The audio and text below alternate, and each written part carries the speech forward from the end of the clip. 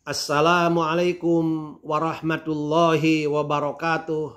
Sahabat-sahabat tercinta yang dirahmati Allah, jumpa lagi dalam acara Kulluhum, kuliah 10 menit dari Undang Munawar Official Channel.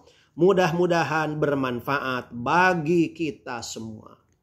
Materi kali ini saya akan menyampaikan kisah tentang Nabi Isa alaihi salam.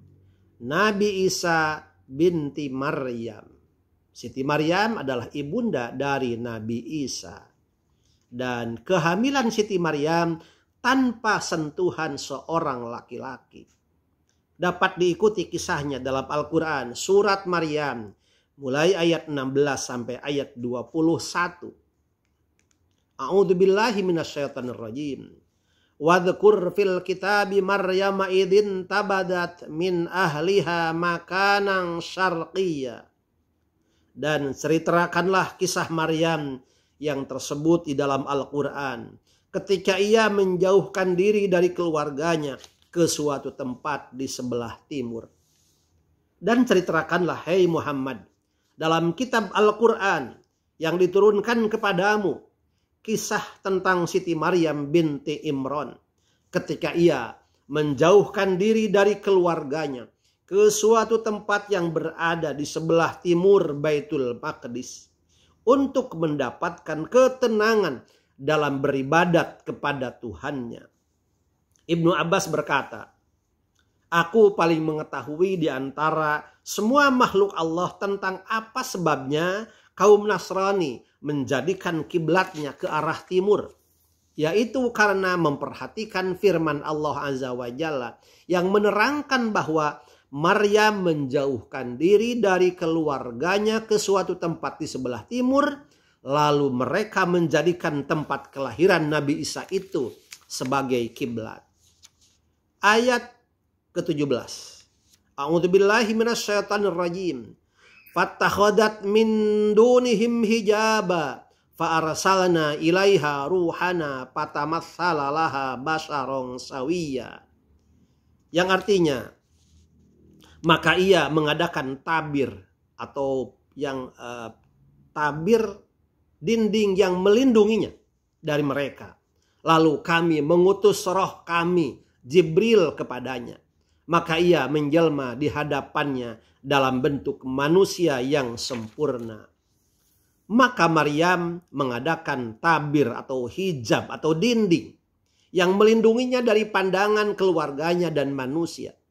Kemudian Allah Subhanahu wa Ta'ala mengutus malaikat Jibril kepadanya dalam bentuk seorang laki-laki yang rupawan untuk memberitahukan kepada Maryam bahwa beliau akan melahirkan seorang putra tanpa ayah.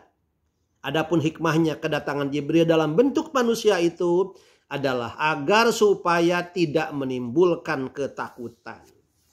Ayat ke-18. A'udzubillahi minasyaitonirrajim. Qalat inni a'udzu birrahmani minka in kunta taqiyya.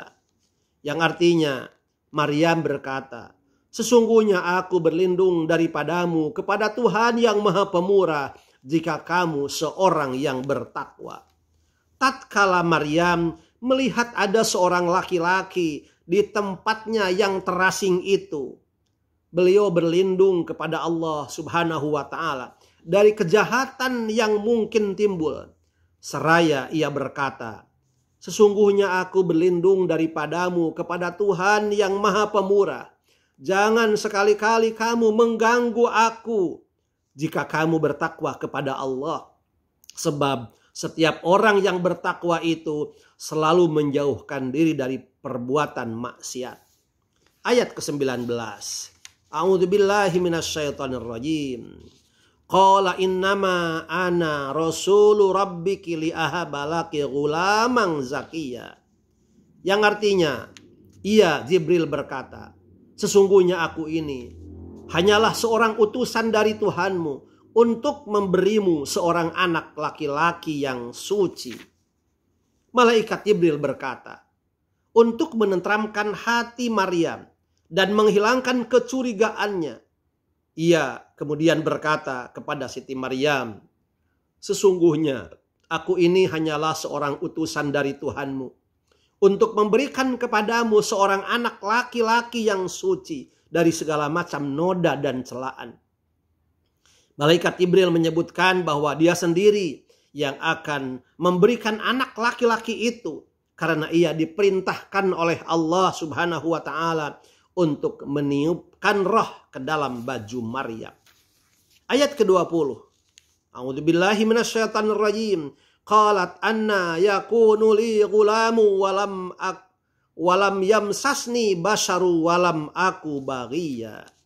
Yang artinya, Maryam berkata, bagaimana mungkin akan ada bagiku seorang anak laki-laki sedang tidak pernah seorang manusia pun menyentuhku dan aku bukan pula seorang pezina.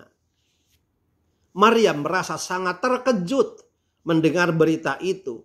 Dan dengan keheranan ia berkata, bagaimana mungkin aku akan mendapat seorang anak laki-laki. Padahal belum pernah seorang manusia pun yang menyentuhku. Dan aku bukan seorang pezina. Keheranan Siti Maryam karena akan diberi anak laki-laki. Padahal ia tidak pernah disentuh oleh laki-laki.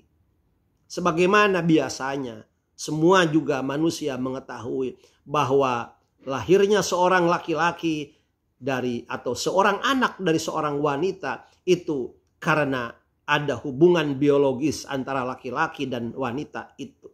Tetapi Siti Maryam mengandung tanpa disentuh oleh seorang laki-laki pun.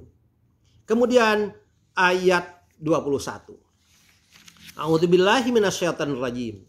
Qala kadzalik qala rabbuki huwa 'alayya hayyin linaj'alahu ayatan lin-nasi wa rahmatan minna wa kana amran maqdiya.